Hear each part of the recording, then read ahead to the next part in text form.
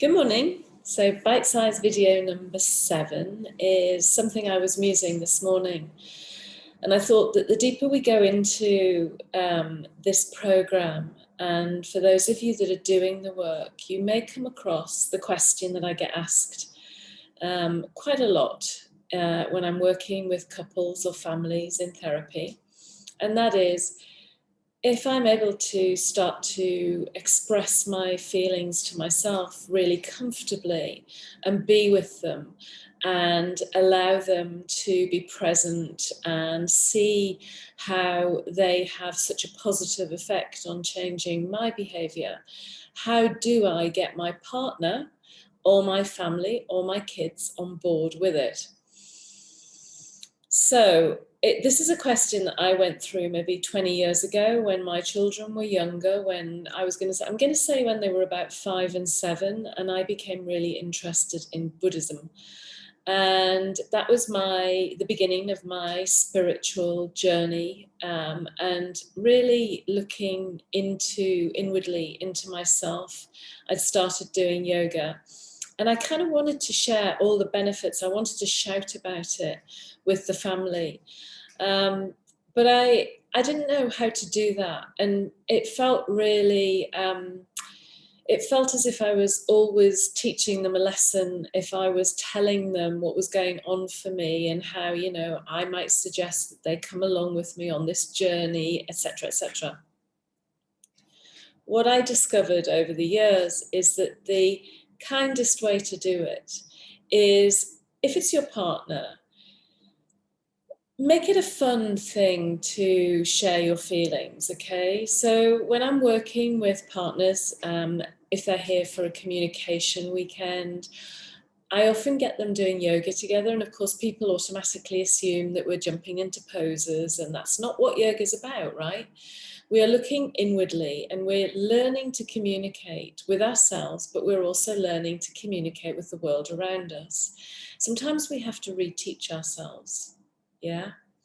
So what I suggest, one little tip for starting to be heard and be listened to by your partner, is to ask them to sit with you. And this can be really awkward to start with for some, right? Particularly men who have either lost touch with their feelings or don't really know how to connect with them. No judgment there whatsoever, but just ask them if they'll listen to you, if they're not happy to share. So take a few minutes, do your work, sit and look at each other, and actually ask each other how you're feeling. Be prepared to listen. If you're able to contribute at the end and able to thank that person for sharing their feelings, and just to be able to be there and listen and understand without any kind of judgment, that's all you need to do. And this can become a really easy, regular practice. I'm not suggesting that you're going to do it every day, but it's really lovely when you feel as if you're not communicating as well as you might be able to try this, to sit down with your partner and ask them if they'll listen to how you're feeling. And I'm fine is not an acceptable answer, remember. We're going a little bit deeper than that. With your children, it's slightly different. We're in a position to help educate them here. And as soon as they're cognitively able to be curious about you and your behavior and family dynamics and how they respond to their brothers and sisters and their parents and their grandparents and anyone that's close within the family, as soon as they're able to do that, start talking to them about your feelings. So don't be afraid to share with them when you're not feeling at your best. So it doesn't always have to be a happy feeling that we share with children. When we are able to share sadness with them and to be able to explain that sadness, what's behind it, but also that we can help ourselves to move out of the sadness, then we're able to teach our children to cope with the unexpected challenges that come up in our lives. And any kind of trauma whether it's with a capital T, a little t, whether it's a very familiar old wound, or it's something that we're dealing with that's new to us, we can teach our children that we can actually experience it and move through it. We can find ways to do that.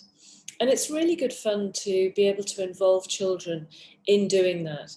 And my go-to was always if I think back to when they were age 5 and 7, we were on a small holding. We were in the middle of the countryside.